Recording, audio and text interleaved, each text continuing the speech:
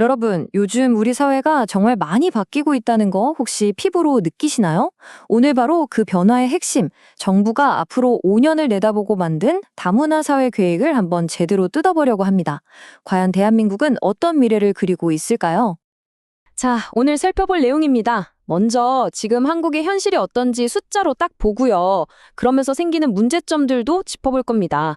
그리고 정부가 내놓은 5개년 계획은 뭔지, 그 핵심 전략은 두 가지로 나눠서 보고 마지막으로 우리가 어떤 미래를 목표로 하고 있는지까지 쭉 한번 따라가 보겠습니다.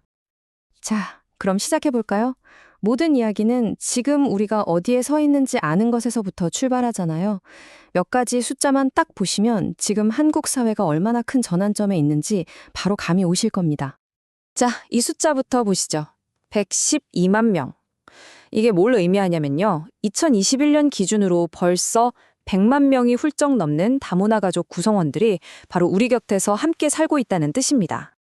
그리고 이 112만 명이요, 전체 인구로 따지면 2.2%에 달하는 숫자입니다. 이게 그냥 소수라고 말하기엔 이미 우리 사회의 아주 중요한 일부가 됐다는 거죠. 그리고 이 비중은요, 지금 이 순간에도 계속해서 늘고 있습니다. 이런 변화를 가장 직접적으로 느낄 수 있는 곳이 어딜까요? 바로 학교입니다. 지금 초중고등학교 교실에 가면요, 30명 중에 1명은 다문화 배경을 가진 학생이라는 거예요. 우리 사회의 미래가 이미 교실에서부터 시작되고 있는 거죠. 이렇게 사회가 빠르게 변하면 당연히 좋은 점도 많죠. 새로운 활력이 생기니까요. 하지만 동전의 양면처럼 우리가 절대 외면해서는 안 될 문제들, 그러니까 일종의 성장통도 분명히 나타나고 있습니다. 그 중에서도 가장 좀 마음 아픈 지점이 바로 이 교육 문제입니다. 다문화 가정 아이들과 다른 학생들 사이에 대학 진학률 격차가요.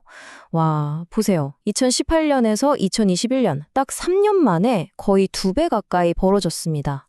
이건 출발선 자체가 달라지고 있다는 아주 심각한 신호입니다. 정부도 이 문제의 심각성을 모르는 게 아니에요. 공식 보고서에 이렇게 직접적으로 썼습니다. 이런 교육 격차가 계속되면 이게 그냥 격차로 끝나는 게 아니라 아예 사회 계층이 나뉘는 걸로 굳어질 수 있다라고요. 정말 큰 위기의식을 느끼고 있다는 거죠. 물론 그렇다고 지난 5년 동안 아무것도 안 한 건 아닙니다. 이전 계획을 보면 결혼 이민자들이 한국에 처음 와서 적응하는 걸 돕는 데는 꽤 효과가 있었어요. 근데 사회가 더 복잡해지면서 문제의 양상도 바뀐 거죠. 이제는 그분들의 자녀 문제, 또 한부모 가족처럼 더 다양해진 가족 형태까지 우리가 풀어야 할 숙제가 더 어려워진 겁니다. 그래서 이런 새로운 숙제들을 풀기 위해서 정부가 새로운 계획을 내놓았습니다. 바로 제4차 다문화 가족 정책 기본 계획입니다. 이게 바로 그 계획의 공식 이름인데요. 그냥 발표하고 끝나는 문서가 아니에요. 법에 따라서 5년마다 세우는 국가 종합 전략입니다. 앞으로 5년 동안 모든 정부 부처가 이 방향에 맞춰서 움직여야 하는 아주 구체적이고 강력한 청사진이라고 보시면 됩니다. 이번 계획에서 가장 중요한 비전, 핵심 가치가 바로 이겁니다. 함께 성장하는 사회. 이게 되게 중요한 변화인데요. 예전처럼 우리가 어려운 사람들을 도와준다, 이런 시혜적인 관점이 아니에요. 이제는 다문화 가족도 우리 사회를 함께 키워나가는 동등한 파트너로 보고 같이 더 좋은 사회를 만들자는 쪽으로 방향을 완전히 튼 거죠. 좋습니다. 비전은 알겠는데 그럼 이걸 구체적으로 어떻게 실현할 것이냐? 이 계획을 떠받치는 아주 중요한 2개의 기둥이 있습니다. 하나씩 살펴볼게요. 자, 첫 번째 기둥입니다. 역시나 가장 시급하고 마음 아픈 문제였던 바로 그 교육 격차를 정면으로 겨냥합니다. 우리 아이들이 다음 세대가 똑같은 출발선에서 시작할 수 있도록 아동, 청소년에게 지원을 집중하겠다는 겁니다. 그래서 아이들이 크는 모든 단계를 다 챙기겠다는 거예요. 보세요. 아직 아기일 때는 부모님들한테 육아교육이나 언어 발달을 지원해주고 학교에 들어가면 기초학습을 도와줍니다. 또 한창 예민한 청소년기에는 진로 상담이랑 멘토링을 연결해주고요. 마지막으로 사회에 첫 발을 내디딜 때는 직업 훈련까지. 말 그대로 태어나서 성인이 될 때까지 전 과정을 촘촘하게 관리하겠다는 구상이죠. 근데 사실 아이들만 지원한다고 모든 게 해결되진 않잖아요? 아이들이 자라는 토양, 그러니까 우리 사회 전체가 건강해야 진짜 변화가 일어나겠죠? 그래서 두 번째 기둥은 바로 그 토양을 가꾸는 데 집중합니다. 결혼 이민자 본인들이 안정적으로 살 수 있게 하고 우리 사회 전체의 인식을 바꾸는 거죠. 이걸 위해서 정말 여러 가지를 하는데요. 크게 두 가지 방향이에요.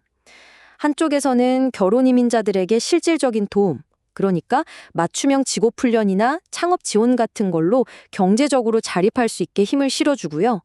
다른 한쪽에서는 우리 사회 전체를 향해서 차별적인 미디어를 감시하고 또 일반 시민들을 대상으로 다문화 이해 교육을 늘려서 편견이라는 보이지 않는 벽을 허물겠다는 겁니다. 투트랙 전략인 거죠. 자, 계획은 정말 거창하고 좋아 보입니다. 제일 중요한 게 뭐겠어요? 그래서 이게 정말 잘 되고 있는지 어떻게 아느냐 이거잖아요. 다행히 이번 계획에는 아주 명확하고 숫자로 딱 떨어지는 목표들이 설정되어 있습니다. 정부가 이런 약속을 한 겁니다. 우리가 5년 뒤에 이 숫자로 평가받겠다 하고요. 보세요.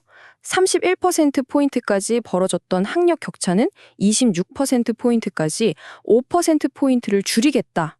그리고 차별을 겪었다는 비율은 더 낮추고 특히 우리 미래 세대인 청소년들이 다문화를 받아들이는 점수는 74점 이상으로 끌어올리겠다. 아주 구체적인 목표를 제시한 거죠.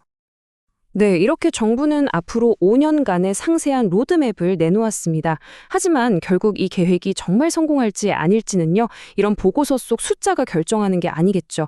바로 지금 우리가 살고 있는 이 현실, 우리 교실에서, 직장에서, 그리고 바로 내 이웃과의 관계 속에서 결정될 겁니다.